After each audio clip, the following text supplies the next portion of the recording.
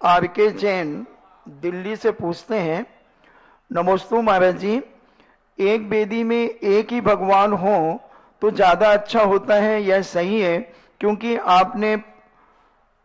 हम जब पूजा करते हैं तो वेदी में कई भगवान होते हैं, तो बार बार दृष्टि एक दूसरे भगवानों पर जाती है। कहीं एक भगवान पर ज्यादा दृष्टि देने से दूसरे नाराज तो नहीं हो जाते? कृपया ऐसा कोई विधान है क्या? कायदा तो एक वेदी पर एक ही भगवान होना चाहिए, क्योंकि वेदी सिंहासन है। एक सिंहासन पर एक ही राजा बैठता है। जितने भी अकृत्रिम चैत्यालय होते हैं उन सभी में एक वेदी पर एक ही भगवान विराजमान होते हैं। ये मात्र आप लोग जो हैं भगवान को विराजमान करने की ज्यादा स्थिति मानते हैं, इसलिए यह स्थिति बनती है। बाकी एक भगवान ही विराजमान होना चाहिए। रही बात पूजा करने वाले की, तो भगवान वीतरागी हैं, चाहे उन पर दृष्टि रखो या न रखो, भगवान न किसी पर प्रसन्न होते हैं न वे नाराज होते हैं। आपकी भक्ति के अभिप्राय में वह सब कुछ होता है। दूसरे भगवान की उपेक्षा करना आपका भाव न होने से उसमें कोई दोष नहीं आता है। किसी एक भगवान पर विशेष अनुराग भाव है, दूसरे की उपेक्षा का भाव नहीं है, इसलिए कोई दोष नहीं बनता है। अनीता जैन रामगंज मंडी कोटा से पूछती हैं, नमोस्तु महाराज जी, आत्मा के प्रदेशों के साथ जो एक क्षेत्र अवगाय जो को लेकर बंधे हुए कर्म किस प्रकार से छूटते हैं? एक क्षेत्रावगाही जो कर्म हैं वो वीतराग भाव से छूट जाते हैं। जैसे उदाहरण दिया, कोई व्यक्ति स्निग्ध तेल आदि लगा करके धूल में खड़ा हो जाए तो धूल चिपक जाती है, और धूल यदि सूख जाए, वो तेल यदि सूख जाए, बिल्कुल ही स्निग्धता उसकी खत्म हो जाए तो वह धूल झड़ जाती है। ऐसे ही कर्म है। राग द्वेष आदि के माध्यम से जो अनुभाग शक्ति पाड़ी है वो आत्मा से चिपकी हुई है। जिस दिन वो आत्मा के अनुभाग शक्ति झड़ जाएगी, सूख जाएगी, कर्म अपने आप झड़ जाता है। लेकिन उस स्निग्धता को हमें सुखाना पड़ेगा। वीतराग भाव के द्वारा, तप के द्वारा निर्जरा की जाती है। श्रीमती चंदा जैन आष्टा से पूछती हैं, नमोस्तु महाराज जी, शक्ति की अपेक्षा क्रोध, मान, माया और लोभ कसाय कितने भेद होते हैं? परिणामों की अपेक्षा असंख्यात प्रकार की प्रत्येक कसाय होती है। एक एक कसाय के असंख्यात लोक, प्रमाण, अध्यवसाय भाव होते हैं। जितने प्रकार के अध्यवसाय हैं उतने प्रकार की कसाय मान लीजिए। सामान्य रूप से 4 कसाएं होती हैं, विशेष और मानो तो 9 कसायों को और मान लीजिए। 9, 4, 13 कसाएं हो गई। ये मुख्य रूप से, बाकी भेदों की अपेक्षा बहुत बन जाते हैं। Engineer CK. जैन इंदौर से पूछते हैं, नमोस्तु महाराज जी, विश्व के सारे जैन समाज पुण्य अर्जन के निमित्त से जिनेन भगवान का अभिषेक और अनेक प्रकार के उत्सव आदि करते हैं, तो गुरुवर अभिषेक की परंपरा कब से चालू हुई और इसका विशेष महत्व क्या है? अभिषेक की परंपरा अनादि अनंत काल की है। अकृत्रिम चैत्यालयों की अभिषेक सदा से होते आए, अनादि काल से होते आए। कृत्रिम प्रतिमाओं के भी अभिषेक हमेशा से होते आए। ये कोई नई परंपरा नहीं है, ये अनादि अनंत कालीन परंपरा है।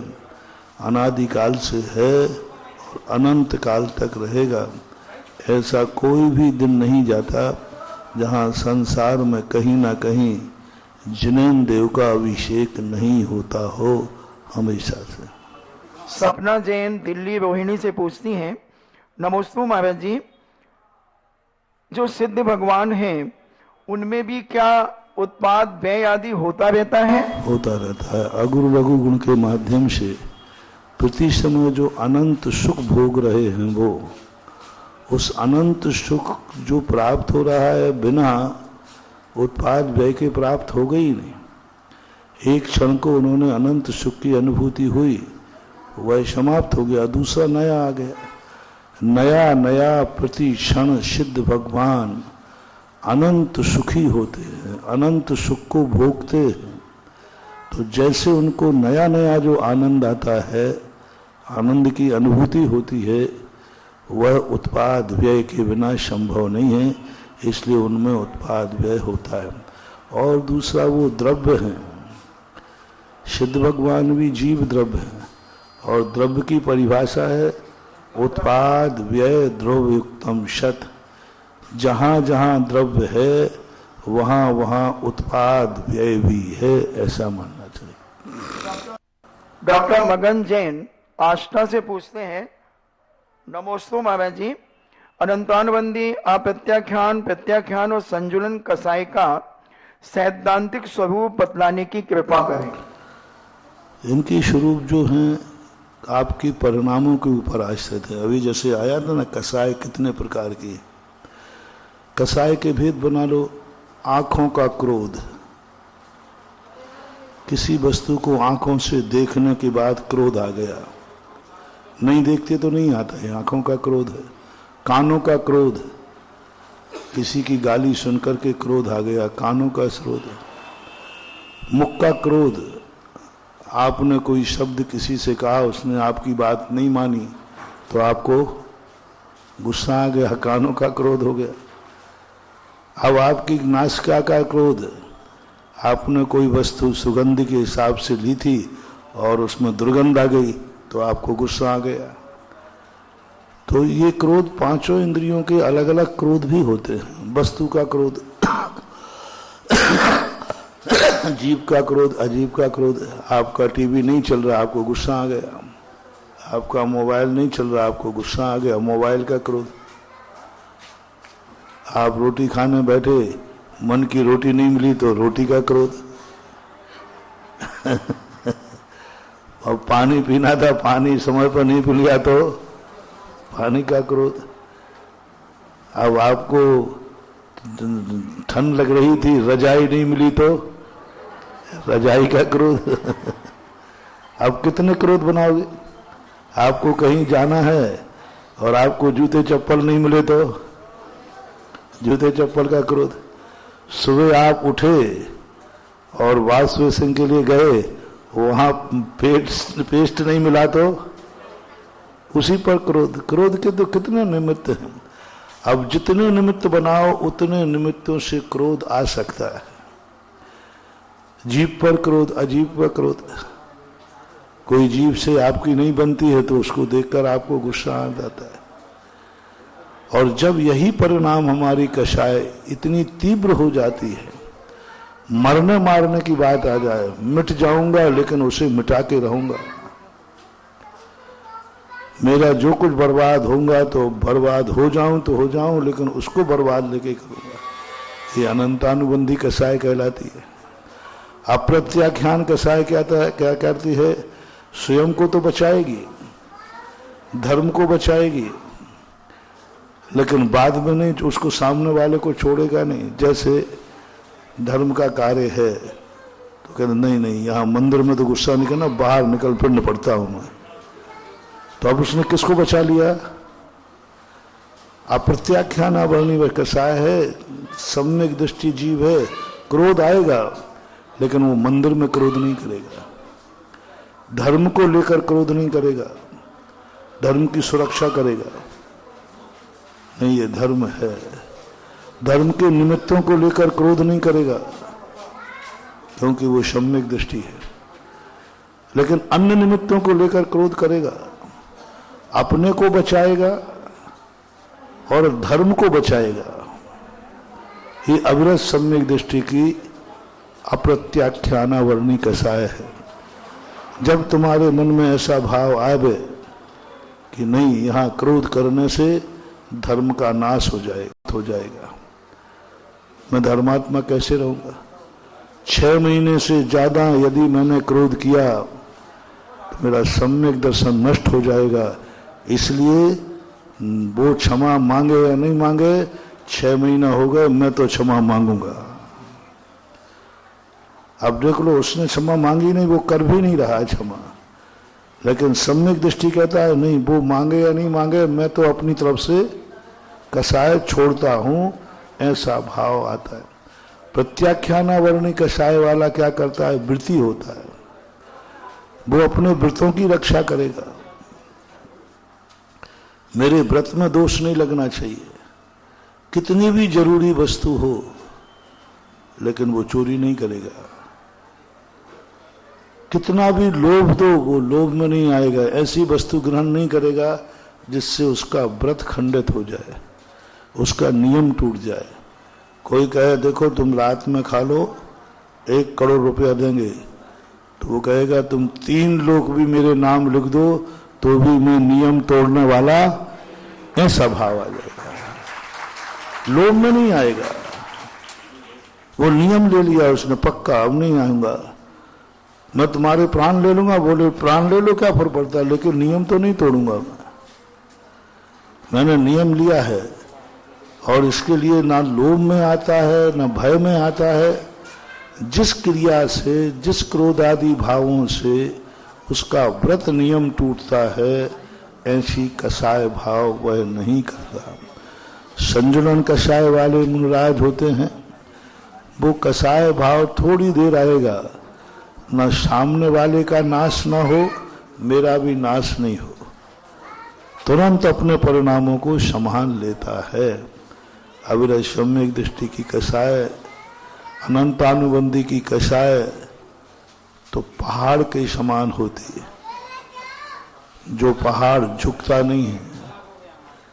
अप्रत्याख्यानावर्णी कसाय लकड़ी के समान होती है, लकड़ी होती है, हड्डी के समान होती है और लता के समान होती है। ऐसी ये चारों कसाओं के उदाहरण पूज्यवर नेमीचंद महाराज ने गोमट सार के अंदर बहुत अच्छा वर्णन किया है इसका।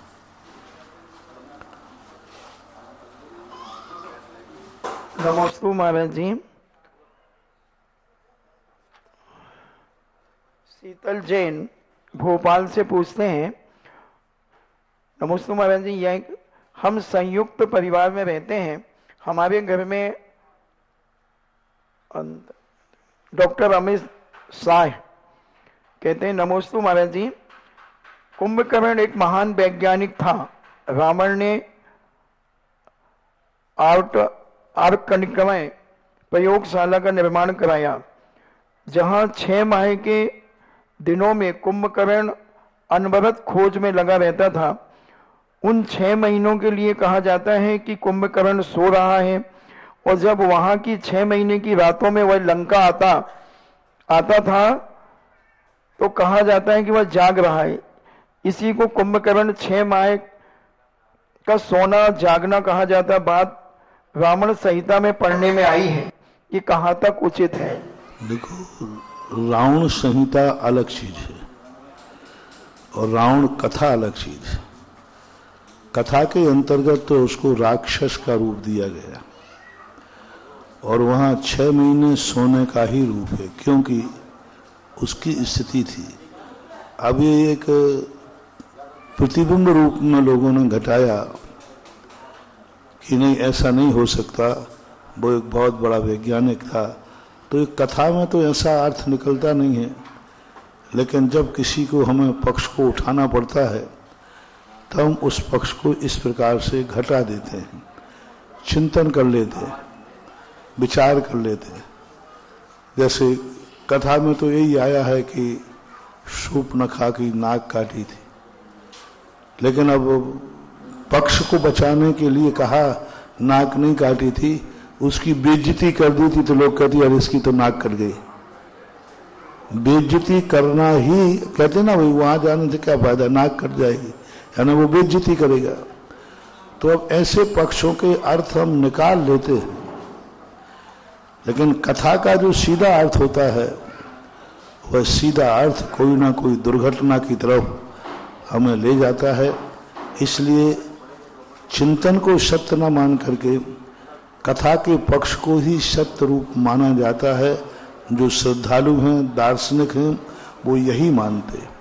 वैष्णव लोग उसके लिए कुंभकर्ण को उसी राक्षस के रूप में मानते। जैन दर्शन के अनुसार यदि देखा जाए तो कुंभकर्ण, रावण आदि राक्षस नहीं थे। कुंभकर्ण हमारे यहाँ मुनि महाराज बने, मुनि महाराज बन के भावलिंगी मुनिराज बने, अरहंत बने और मांगी तुंगी से मोक्ष गए। राम, हनु, सुग्रीव ने वो कर्ण कहा था ना, एक कर्ण का मोक्षगामी जीव है, कहीं से स्थान का नाम सिद्धवरकूट, हाँ, 2 चक्री 10 काम कुमार, ऐसे कुछ आता। बड़वानी से हाँ, बड़वानी से कुंभकर्ण बड़वानी से मोक्ष को पधारे। विभीषण मोक्ष, इंद्रजीत मोक्ष गए, आदिनाथ मोक्ष गए। रावण को छोड़ करके प्रायः रावण के वंशज सभी स्वर्ग और मोक्ष गए।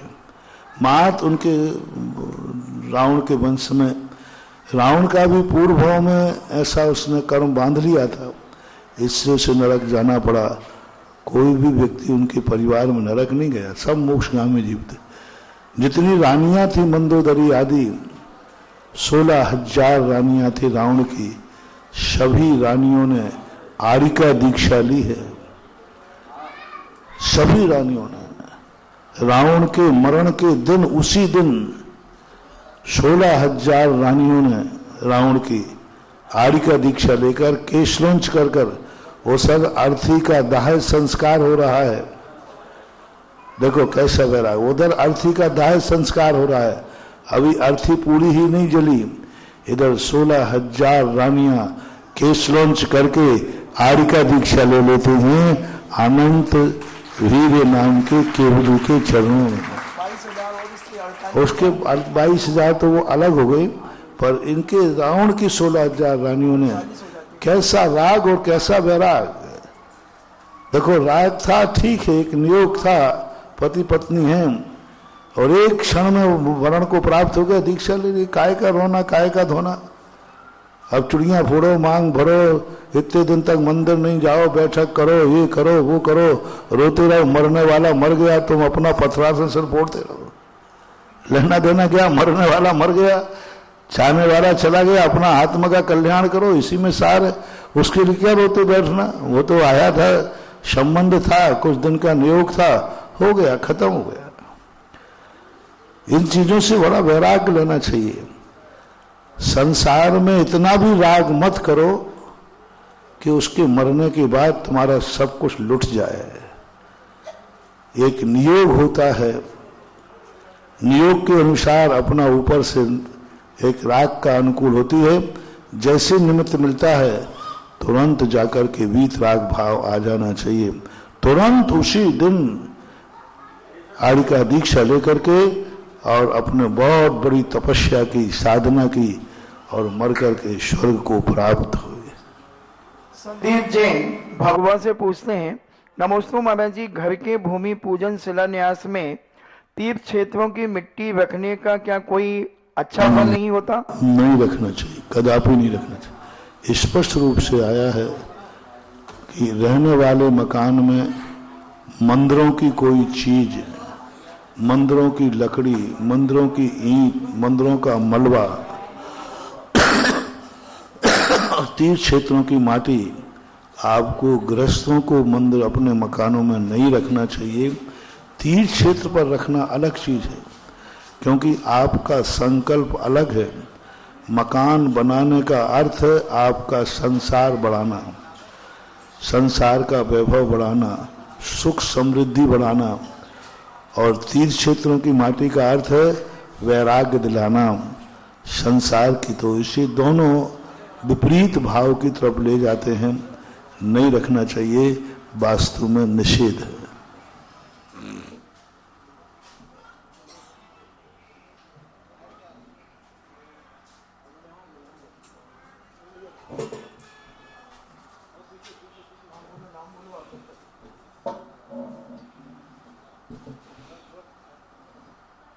पूज्य गुरुदेव के श्री चरणों में नमोस्तु निवेदित करते हुए, शुल्लक जी के चरणों में क्षमा निवेदित करते हुए मैं सर्वप्रथम आवाहन करता हूं श्रीमान कमलेश जी, श्रीमती पूनम जी जैन, कानपुर।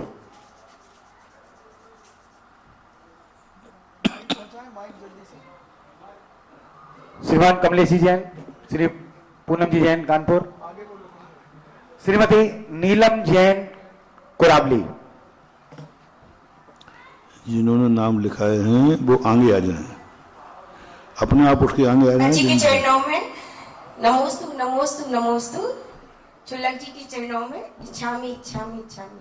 मेरा महाराज जी शंका ये है कि हम हमारे माता जी आरती को देखते तो सोचते हैं नारी पर्याय की सार्थकता इसी में। एक तरफ मतलब अपने गृहस्थ जीवन में हम जी रहे, तो मेरी 4 बेटियां हैं, उनका भी मैं पालन पोषण कर रही हूँ, इनको बढ़ा रही हूँ, आगे संस्कार भी दे रही हूँ। तो एक तरफ लगता है ये भी मेरा धर्म है, तो थोड़ी असमंजस की स्थिति उत्पन्न हो जाती है कि हमें मतलब कैसे आगे बढ़ना चाहिए। मतलब बहुत इच्छा होती है कि आगे माता के मार्ग पर आगे बढ़े हम लोग। एक धर्म होता है, एक कर्तव्य होता है। कर्तव्य जो है किया नहीं जाता, करना पड़ता है, और धर्म करना नहीं पड़ता, धर्म किया जाता है। संसार के जितने संबंध हैं ये कर्तव्य है, करना पड़ते हैं। व्यवहारिकता है, सभ्यता है, सत्यता नहीं। सत्यता में धर्म की तरफ दृष्टि रखना चाहिए। ये ठीक है, एक समस्या का समाधान है। गृहस्थी है, आपको गृहस्थी का रूप निभाना पड़ेगा। लोक व्यवहार के अनुसार आपको उनके प्रति भी वफादार होना पड़ेगा। आप उनको मझधार में नहीं छोड़ सकते। संसार एक ऐसा अपराध का ग्रह है जहां एक अपराध के बाद 4 अपराध और करना पड़ेंगे। पहला अपराध किया आपने, शादी की, अब इस अपराध के बाद दूसरा अपराध और हुआ कि संतान उत्पत्ति की। फिर चौथा अपराध करना पड़ेगा कि उनको अब पैर पे खड़ा करो। एक के बाद एक अपराध बढ़ता जाएगा। अब संतान के बाद उनकी चिंता करो, उनको पैर पे खड़े करो, उनको व्यापार कराओ, उनकी सेवा करो, उनका शादी वाह करो। तो एक व्यापार के बाद एक बढ़ते जाते हैं। संसार का स्वरूप ही यही है कि एक छोटी सी भी संसार की कणिका एक बहुत बड़ी अंबार लगा देती है। तो अपनी दृष्टि में यही रखो कि परिवार का पालन करना हमारा कर्तव्य है, और वास्तविक हमारा स्वभाव तो आदि का बनना ही है, ऐसा अंदर दृष्टि में रखना चाहिए। इसी के साथ श्रीमान सचिन जैन, कुरावली, और उनके बाद तैयार रहेंगे पंडित अनंत कुमार जैन, मैनपुरी।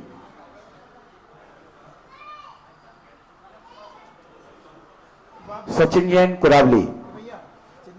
श्री के चरणों में नमोस्तु। जिन्होंने नाम लिखाए वो सभी आगे आ जाएं। शुल्लक जी के चरणों में इच्छामी इच्छामी। महाराज मेरा एक प्रश्न है कि मंदिर में जब अभिषेक होता है तो क्या व्यसन वाले जो करने वाले लोग होते हैं उन्हें अभिषेक करते हैं? जो देखो, कायदा से उनको व्यसन छोड़ना चाहिए। व्यसन छोड़ करके ही अभिषेक करना उचित है, यही कहूँगा। क्योंकि उनको इतने जिनेंद्र भगवान को छूने का अधिकार मिल रहा है, तो कम से कम व्यसन मुक्ति तो होना ही चाहिए। है या नहीं?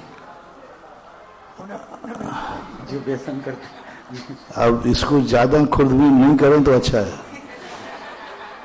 क्योंकि फिर ये कहा जाता है something is better than nothing. Pandit Anant Kumar ji Jain, Mainpuri, और इसके बाद तैयार रहेंगी श्रीमती सारिका जैन, कुरावली। अब एक चोर था, चोर कहता है महाराज जी मुझे मंदिर जाना चाहिए या नहीं? तो मैं यही कहूंगा भैया चोरी छोड़ के जा। बोले वो तो नियम ले लिया, चोरी तो कभी छोड़ूंगा नहीं। अब आप ही बताओ मंदिर जाऊं या नहीं? मैंने कहा भाई चला जाए कम से कम। पहले तो यही कहा जाएगा, मार्ग क्या है कि चोरी छोड़ के ही मंदिर जाना श्रेष्ठ है। लेकिन अब वो कहता नहीं आप मंदिर जाने दें या नहीं जाने दें, चोरी तो मैं करूंगा ही। तो भाई ठीक है, जितनी देर मंदिर जा रहा है उतनी देर सही, कम से कम कुछ तो करेगा थोड़ा। इसलिए व्यसनी को नियम नहीं बनाया जाएगा, लेकिन फिर भी वो जितना धर्म कर रहा है तो कम से कम उतना तो धर्म कर ही रहा है वो।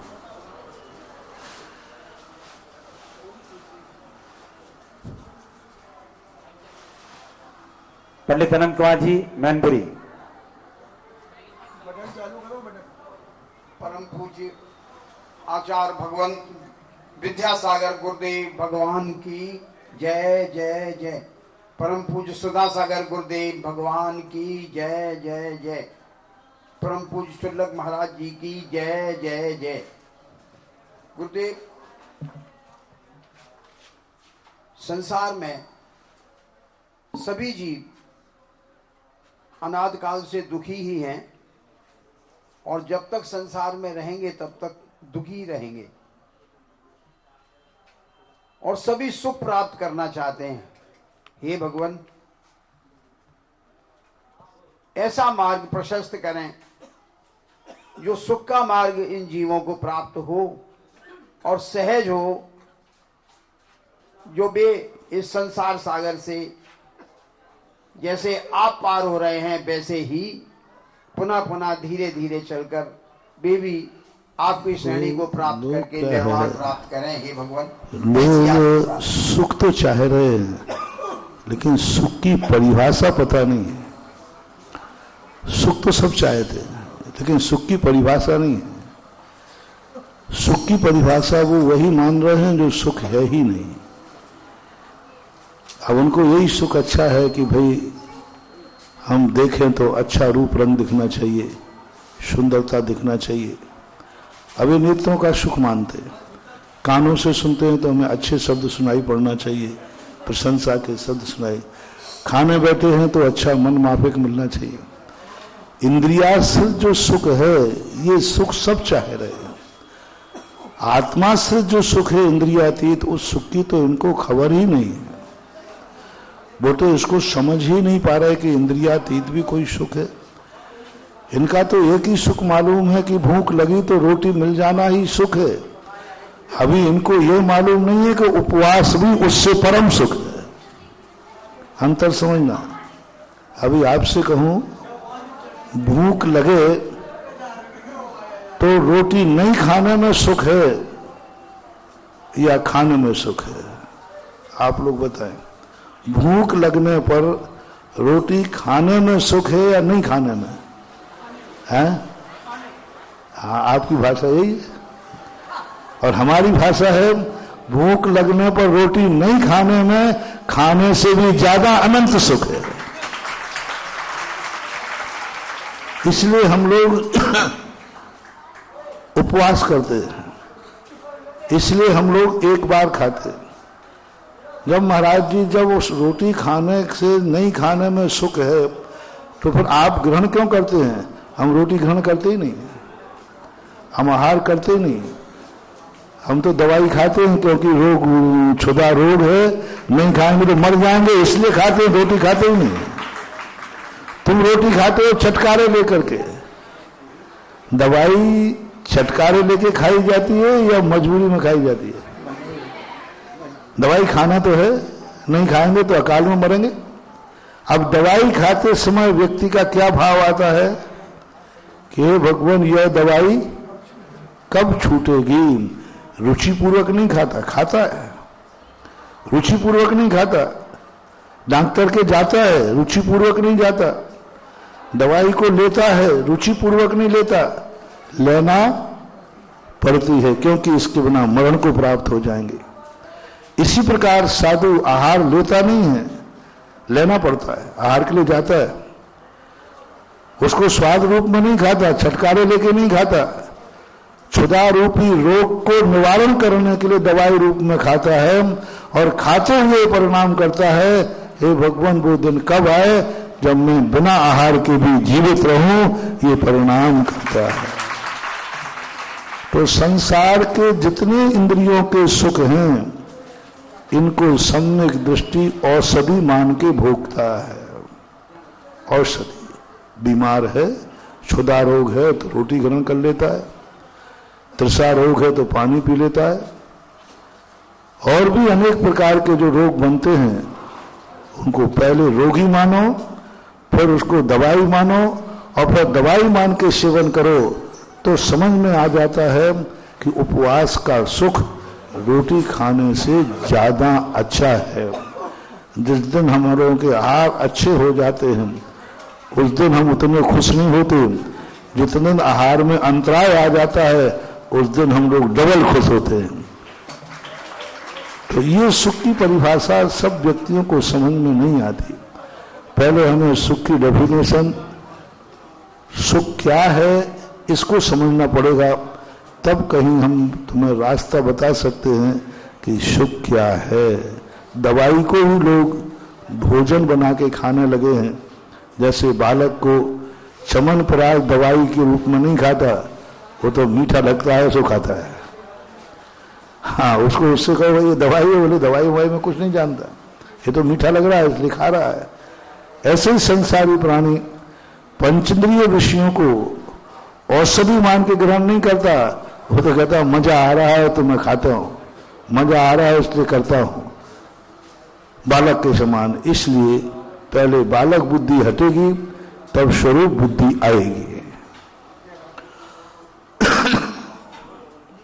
हे गुरुदेव, आपके चरणों में त्रयवार नमोस्तु नमोस्तु नमोस्तु, और छुल्लक जी महाराज जी के चरणों में इच्छा में इच्छा में इच्छा में। हे गुरुदेव, मेरी जिज्ञासा ये है, जिस प्रकार से भरत क्षेत्र में एक तीर्थंकर भगवान का शासन चलता है, क्या विदेह क्षेत्र में भी ऐसे ही चलता है? क्या 20 तीर्थंकर हमेशा विद्यमान रहते हैं वहाँ पे, कि एक तीर्थंकर मोक्ष जाने के बाद दूसरे तीर्थंकर आते हैं? 20 तीर्थंकर कम से कम रहते हैं, अधिकतम 21 हो सकते हैं, 22 हो सकते हैं। एक मेरु संबंधी 4 तीर्थंकर होते हैं, एक मेरु संबंधी 32 विधेय होते हैं, और वे 32 विधेयों में 4 तीर्थंकर विद्यमान रहते हैं। उनके मोक्ष जाने पर नियम से कहीं ना कहीं दूसरे तीर्थंकर को केवल ज्ञान हो जाएगा। कम 20 से कम नहीं होंगे, अधिक हो सकते हैं, अधिकतम 160, और विधेय भरत क्षेत्र और ऐरावत मिलाएं तो एक साथ 170 तीर्थंकर पूरे 2.5 द्वीप में हो सकते हैं। अजितनाथ भगवान के समय पूरे 170 तीर्थंकर पूरे 2.5 द्वीप में विद्यमान थे, अन्य तीर्थंकरों के काल में इतने नहीं थे। और इसी के साथ गौरव जैन मैनपुरी, और इनके बाद तैयार रहेंगी श्रीमती मधु जैन गुरावली। महाराज श्री के चरणों में त्रयवार नमोस्तु नमोस्तु नमोस्तु, छुल्लक श्री के चरणों में त्रयवार इच्छामि इच्छामि इच्छामि। महाराज श्री, मेरा प्रश्न है कि मंदिर इत्यादि में दान हम लोग देते हैं, उससे पहले अपने सगे संबंधी या समाज के जो गरीब या मजबूर वर्ग है उसकी मदद पहले करना चाहिए, या पहले मंदिर में दान देना ज्यादा धर्म का कार्य है? परिस्थिति देखना चाहिए। सामने वाला दान लेके क्या करेगा? संसारी करेगा, परमार्थ तो नहीं करेगा। गरीब को दान नहीं दिया जाता, सहयोग दिया जाता है। भगवान को सहयोग नहीं दिया जाता, दान दिया जाता है। भगवान के निमित्त से दिया हुआ दान दान कहलाता है, वो सहयोग कहलाता है। वहां सहयोग का वो पुण्यबंध नहीं होने वाला जो भगवान के निमित्त से होगा। ये भी तो होगा जिस जीव को तुमने सहयोग किया है वो जाके क्या करेगा? संसार करेगा। तो संसार में जितने पाप होंगे फिर वो करेगा, उसका भाग उसे लगेगा जिसने सहयोग दिया है। इसलिए उसे दान की कोटि में नहीं कहेंगे, धर्म नहीं है। किसी गरीब को देना धर्म नहीं है, वो आपसी सहयोग कहलाता है। सहयोग देना चाहिए, लेकिन धर्म को और सहयोग की बराबरी नहीं करना चाहिए। वहां पर यह देखा जाएगा कि इसका उपयोग क्या होगा, सामने वाला क्या उपयोग करेगा।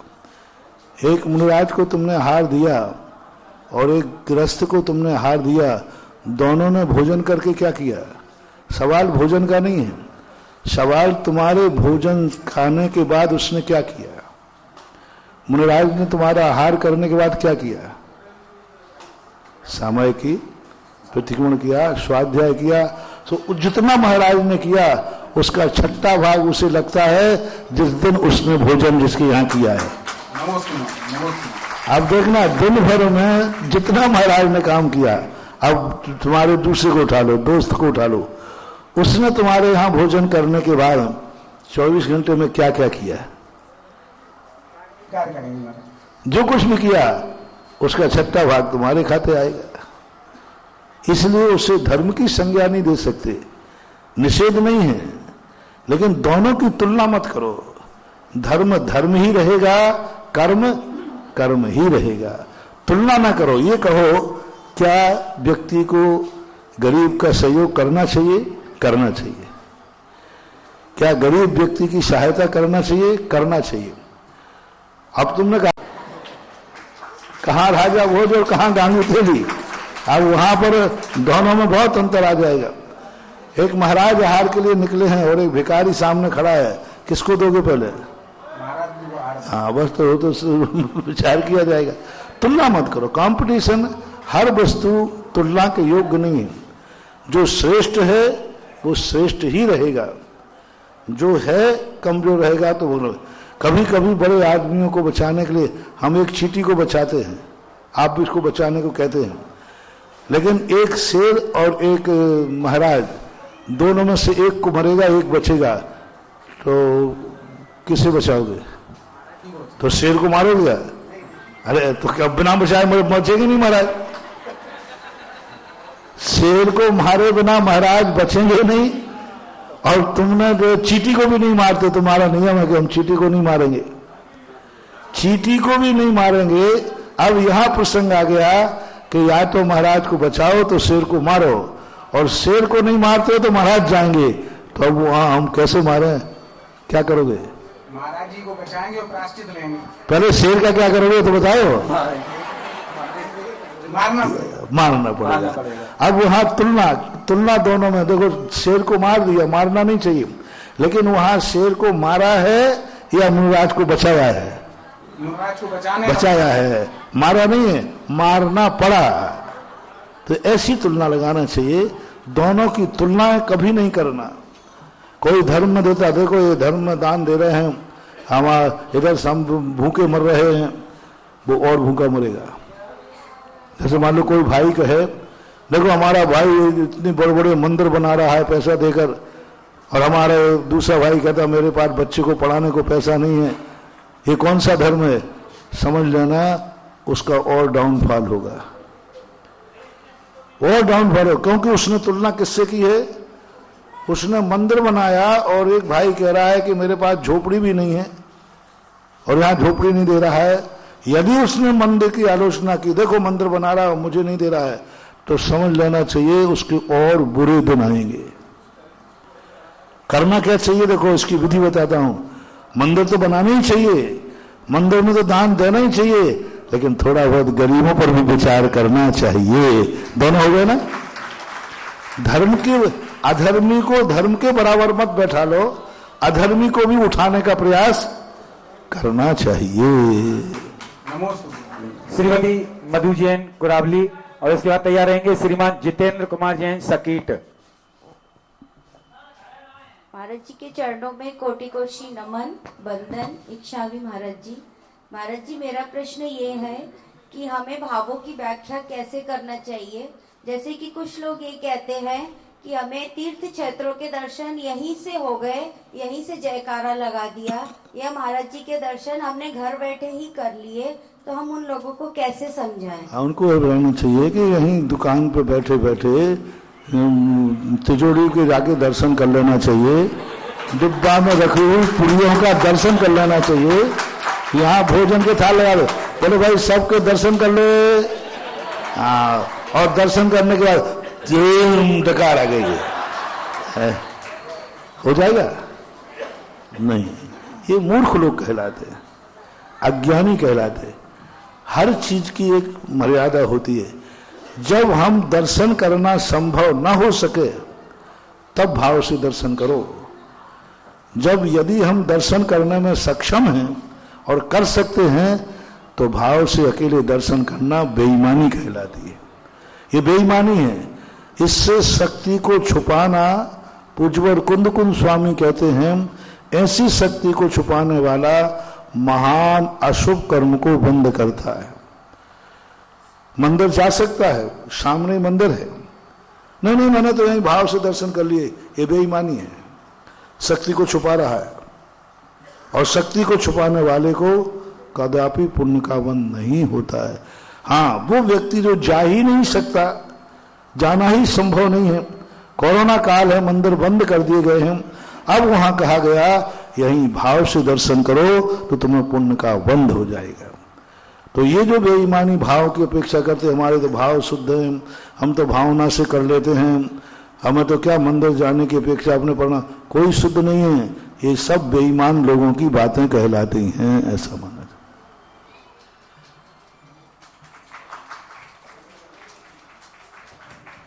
और इनके बाद तैयार रहेंगे श्रीमती नीतू जैन कुरावली।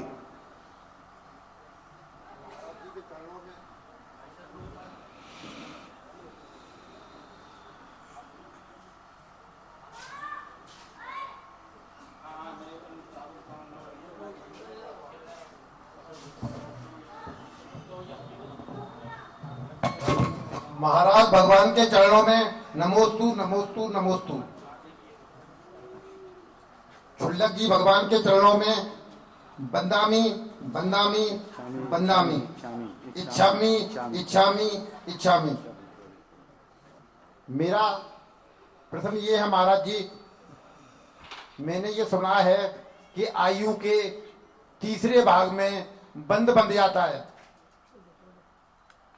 पूरी उम्र जो होती है उसके तीसरे भाग में बंद बंध जाता है। तो मैं ये पूछना चाह रहा हूं महाराज जी, वो आयु के कितनी बार बनता है? आयु के तीसरे भाग में आयु का बंध प्रथम बार होता है, उसके बाद 8 बार मौका मिलता है। सपोज कीजिए 60 साल की किसी की आयु है तो पहला आयु बंध का मौका उसका 40 साल में पड़ेगा, फिर उसका दूसरा मौका आएगा, जो 20 साल बचे थे उसके 3 भाग करो और 2 भाग निकाल दो, फिर आएगा। ऐसे 8 बार मौका आएगा। 8वें बार में आयु का बंध हो जाता है, फिर भी नहीं हो पाए तो अंत में जाकर असंक्षेपाद्ध काल कहते हैं, उसमें आयु का बंध हो ही जाता है।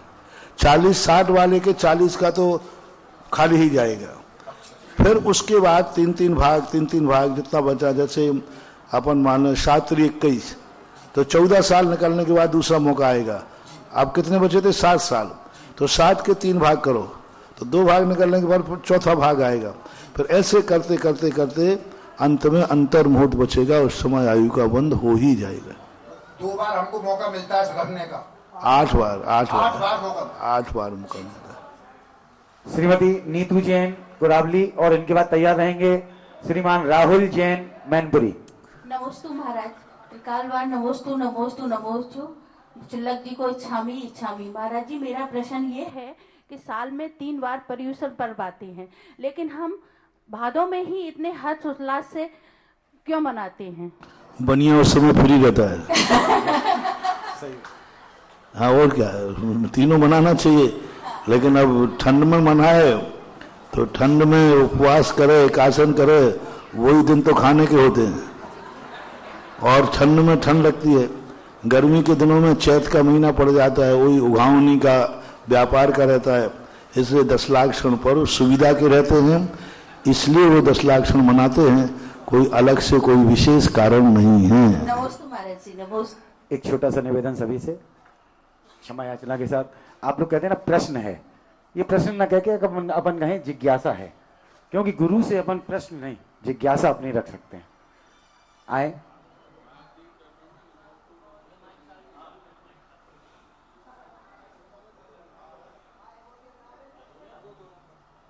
राहुल जैन मैनपुरी। भैया नाम आपका नहीं लिया गया? मैंने राहुल जैन बोला, मैनपुरी। राहुल जैन मैनपुरी नाम, यहाँ से जो बोले। महाराज जी के चरणों में नमोस्तु नमोस्तु नमोस्तु। चुल्लक जी के चरणों में इच्छामी इच्छामी इच्छामी। महाराज जी, मेरा एक प्रश्न ये है कि महाराज जी, अगर किसी का अंग भंग होता है या किसी की एक उंगली या उसका कोई विकलांग होता है, तो वो महाराज जी का आहार व महाराज जी को यदि अंगुली वगैरह छिन्न है तो चल जाएगा। ऐसे मूल हाथ नहीं होना चाहिए। बिना नाम के बोलने का यहाँ मनाही है, आपने बोल दिया, आइंदा ध्यान रखें। जिसका नाम बोला जाए उसे ओम शांति। राहुल जैन पहले नाम लिखाइए, फिर बाद में और खड़े उसके बाद तैयार रहेंगे श्रीमती आरती जैन कुराबली। गुरुदेव नमोस्तु, गुरुदेव नमोस्तु, गुरुदेव इच्छामी इच्छामी इच्छामी। गुरुदेव गुरुदेव कांजी पंथ में जो जिनाले बनते हैं उसमें विदेश क्षेत्र के तीर्थंकर ही क्यों विराजमान किए जाते हैं, क्या तात्पर्य है? कई लोग कहते हैं कि जो अपने बाप की नहीं बनती है तो पड़ोसी के बाप को बाप मान लेते हैं, क्योंकि वही उनकी स्थिति है। आगम में स्पष्ट उल्लेख है कि जिस देश के जो तीर्थंकर होते हैं वही तीर्थंकर मूल नायक बनते हैं।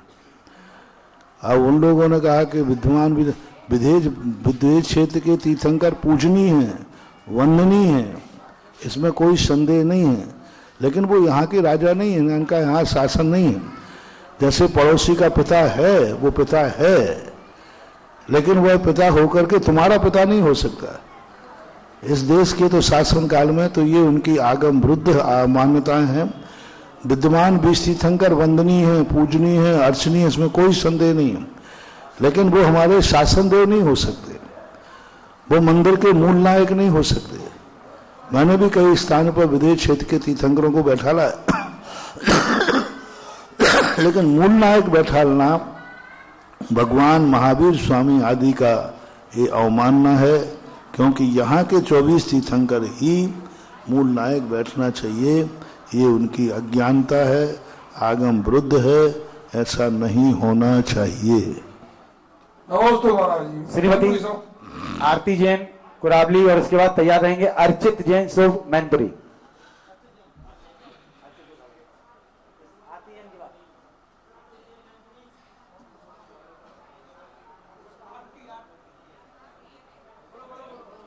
नमोस्तु महाराज जी।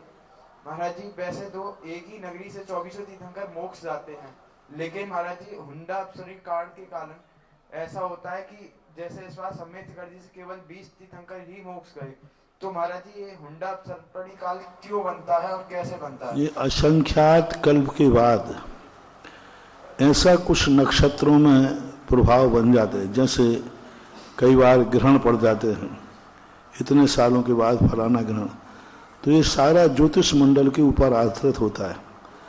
असंख्यातों वर्षों के बाद कभी कभी ऐसा प्रकृति ज्योतिष मंडल बन जाते हैं कि उस समय ऐसे अलग ढंग की घटनाएं घटने लग जाती हैं, आश्चर्यजनक घटनाएं घटने लग जाती हैं। लेकिन ये असंख्यात वर्षों में एक बार ही ऐसा होता है, बार बार नहीं होता।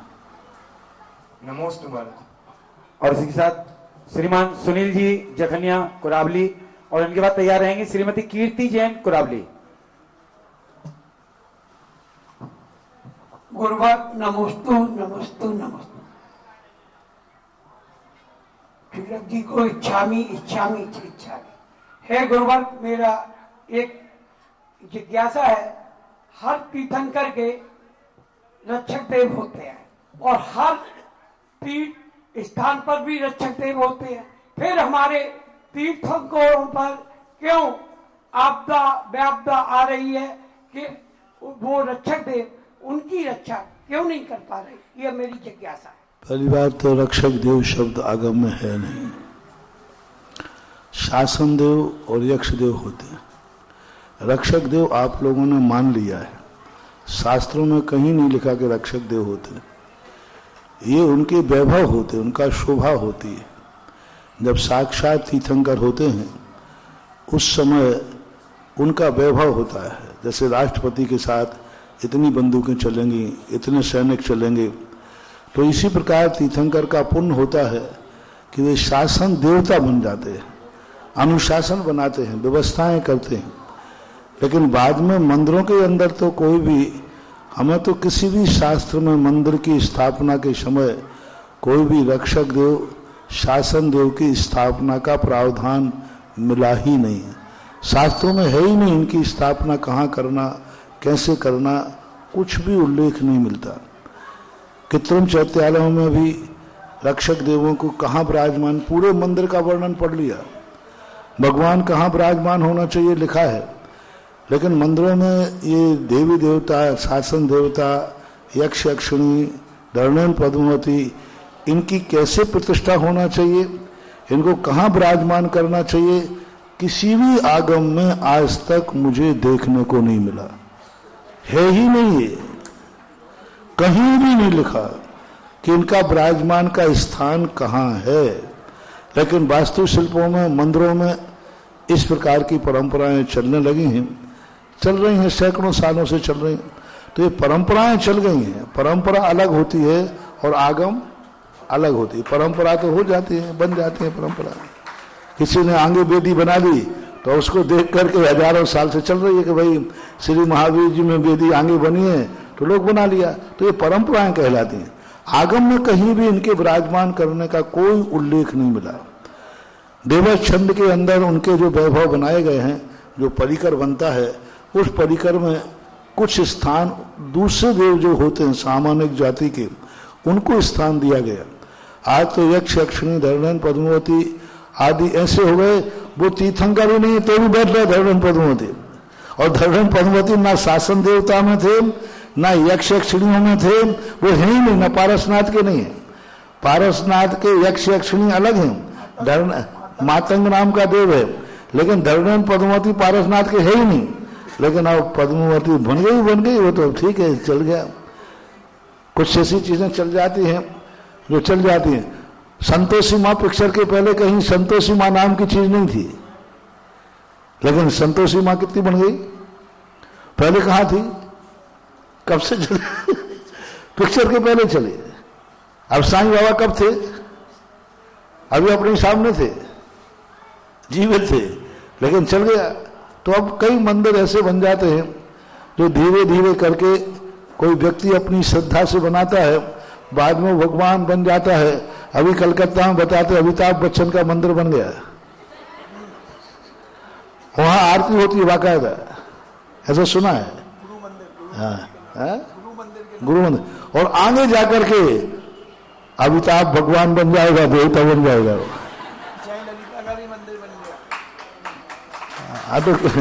हाँ, कोई कह रहा है, किसी छुट्टा जी कह रहा है कहीं जयललिता का बन गया।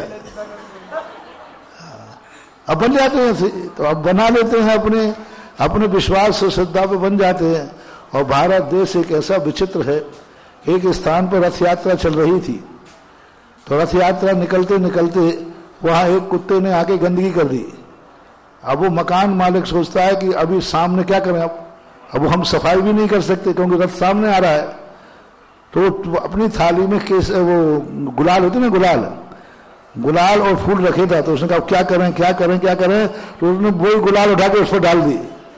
तो अब वो जितने निकला, अरे भैया नए देवता निकले, सब ने जाकर के धूप डाल दी और बन करके, और फूल चढ़ गए उस पर। फूल चढ़ते चढ़ते वो फूलन देवी का चबूतरा बन गया।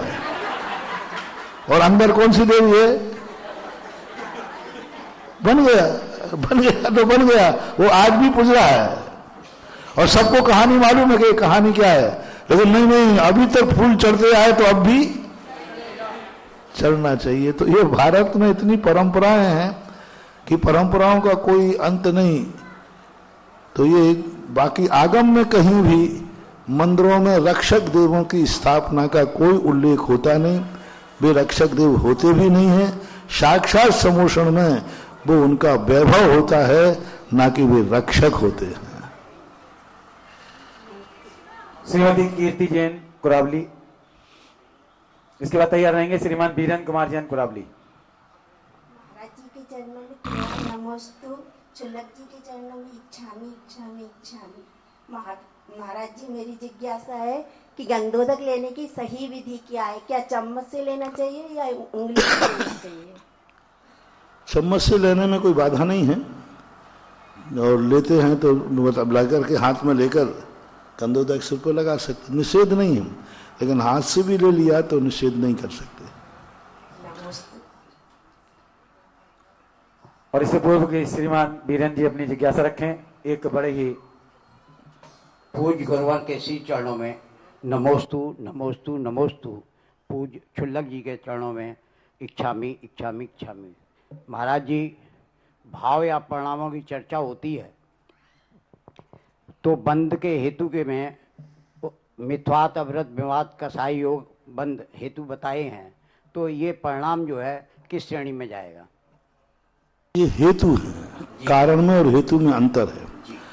सकसायत्वात, उसके बाद एक सूत्र और दिया, सकसाय, कसायवान होने से ये द्रव्य प्रत्यय कहलाते। मिथ्यात के उदय में मिथ्यात का बंध होगा, कसाय के उदय में कसाय का बंध होगा, अविरति के उदय में असंयम जन्य प्रकृति बंधेंगी, प्रमाद। तो ये प्रत्यय कहलाते। प्रत्यय इनके उदय आने पर ही बंद होगा, लेकिन बंद कौन करेगा? आत्मा के जो परिणाम है कषाय परिणामों से बंद होता है, लेकिन इनके उदय के बिना कषाय का परिणाम बंद कारण नहीं बनेगा, कषाय होगी नहीं। तो जैसे अपन कहते हैं कि भाई लाइट है तो हम पढ़ रहे हैं, तो लाइट पढ़ रही है कि हम पढ़ रहे हैं, लेकिन लाइट के बिना नहीं पढ़ रहे। एक बहुत अच्छा उदाहरण है, लाइट के बिना हम पढ़ नहीं सकते, लेकिन लाइट नहीं पढ़ रही है, पढ़ तो मैं रहा हूं। इसी प्रकार मिथ्या अविरत के बिना बंद नहीं होगा, ये पक्का है, लेकिन बंद करने वाला हमारे आत्मा का कषाय परिणाम ही होता है। ऐसा। और इससे पूर्व कि मैं आगे के जिज्ञासुओं को यहाँ आमंत्रित करूं, उससे पूर्व जैसा कि हम सभी ने देखा, जहां जहां गुरुवर के चरण पड़े वहां इतिहास रच गया, और एक ऐसा इतिहास रचने जा रहा है आगरा नगर में जो सदियों सदियों तक याद रखा जाएगा, लोकोदय तीर्थ के रूप में। और आज उस लोकोदय तीर्थ के लिए श्री बसंत मीना जी बड़जात्या, निखिल सुगंधा लवान जी बड़जात्या, केशवपुरम, लॉरेंस रोड, दिल्ली ने भूदान के लिए 1,11,000 रुपए की घोषणा की है। हम सभी उनके पुण्य की अनुमोदना करते हैं, और इस साथ से तीर्थ क्षेत्र में हम सभी भी अपनी अपनी शक्ति के अनुसार उसमें अपना अंश दान दे सकते हैं। बहुत ही छोटी सी राशि, जहां पर बहुत बड़ी बड़ी राशियां लोग दे रहे हैं, वहां पर किसी के भी भाव ना रह जाएं कि हम इसमें नहीं लगा पाए। तो इस आशय को देखते हुए मात्र 5100 रुपए की एक शिला वहां पर विराजमान होगी आपके नाम से, और मात्र 5100 रुपए में सम्मेश शिखर जी जैसी पवित्र तीर्थ सिद्ध क्षेत्र भूमि की मिट्टी का कलश वहां पर विराजमान किया जाएगा। और 5 शिलाएं एक परिवार से अगर होती हैं तो 21,000 रुपए की राशि है। जो भी मान भाव अपने भाव बनाना चाहें, यहां भैया पीछे अपने नाम दे सकते हैं। और भी भूदान के लिए जो भी आपकी भावना हो, 1,51,000, 2 लाख, जो भी आपकी भावना हो वो आप दे सकते हैं। सभी को अपना अंश उस लोकोदय तीर्थ क्षेत्र में अवश्य ही लगाना चाहिए, ऐसा मेरा भाव है। और इसी क्रम में मैं आगे आमंत्रित कर रहा हूं श्रीमती सरिता जैन मैनपुरी, और इनके बाद तैयार रहेंगे श्रीमान सुदीप जैन सिकोहाबाद। हाँ बोलो। मुनि श्री के चरणों में त्रैवार नमोस्तु नमोस्तु नमोस्तु। छुल्लो जी के चरणों में त्रैवार इच्छामी इच्छामी इच्छामी। श्रावक प्रतिक्रमण के अंदर गुरुदेव अतिचार, अनाचार, अतिक्रम, व्रतक्रम 4 शब्द आते हैं, इनका अर्थ बताने का समाधान। सामान्य अर्थ उनका ये अतिचार है, किसी वस्तु को दोष लग जाना, लगा देना। अनाचार करते हैं उसको सर्वथा भंग कर देना। अतिक्रमण का अर्थ है किया तो है लेकिन अतिक्रमण कर दिया है। सामयिक तो किए लेकिन लेट किए। व्यतिक्रम यानी सामयिक तो किए लेकिन पहले कर लिए। तो इस प्रकार के ये सामान्य रूप से अतिक्रम व्यतिक्रम कहलाते हैं। सामायिक पाठ में इनका अलग अर्थ भी रूढ़ी के अर्थ में लिया है, सामान्य अर्थ उनका यही होता है। कई बार कहते हैं अपन बोलते कि चलो भाई जल्दी करना है हम, तो अपन सामयिक पहले ही कर लेते हैं। अरे भाई अभी सामयिक का टाइम ही नहीं हुआ है, तो ऐसा करना। काल का अतिक्रमण, क्षेत्र अतिक्रमण, ऐसा मानना चाहिए। सुदीप जी सिकोहाबाद, और इसी के साथ ये अंतिम जिज्ञासा के रूप में यहां पर प्रस्तुत करेंगे सुदीप जी सिकोहाबाद।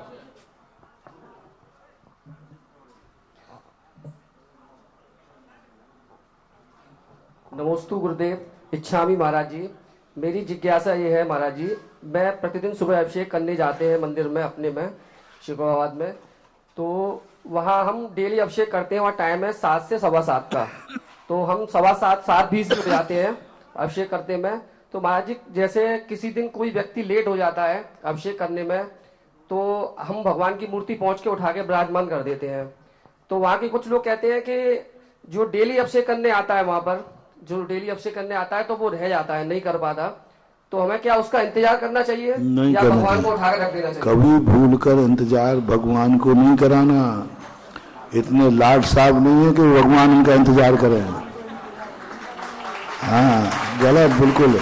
मैं सदा कहा करता हूँ, यदि आप 5 मिनट भी लेट हो रहे हैं तो कह दीजिए भैया भगवान को विराजमान कर दो, मैं इतना पापी नहीं हूं कि भगवान मेरा इंतजार करें। बहुत बड़ा जो लेट आते हैं उनको मैं हमेशा कहता हूं भगवान को कभी इंतजार नहीं कराना। आप लेट हो जाए तो चरण छू लेना, इतने में आपका अभिषेक का नियम पूरा हो गया। लेकिन भगवान को इंतजार मत कराओ। भगवान इंतजार करते हैं तो बहुत बड़ा दोष तुम्हारा माना जाता है। इसलिए समय पर पहुंचना, लेट होने पर कोई बुरा नहीं मानना, भैया अच्छा किया, भगवान मेरा इंतजार करें, जन्म जन्म का पुण्य और खत्म हो जाए, नहीं करना चाहिए ऐसा। इच्छा भी नमोस्तु महाराज जी। भूल चूक में कोई भी नाम रह गया हो तो उसके लिए क्षमा याचना। और इसी के साथ एक सौभाग्यशाली परिवार का यहाँ पर चयन होगा। आरती पूज्य गुरुदेव की यहाँ पर होगी। एक सौभाग्यशाली परिवार का अति शीघ्र जिनके भाव हो, प्रथम 11,111 सीखता करें। 11,111 आगे बोलो, आगे बड़े सुबाबे।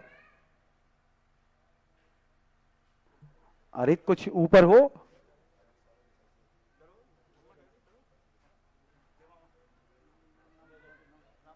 श्रीमान सुनील जी जैन जखनिया, सदस्य उत्तर प्रदेश सरकार।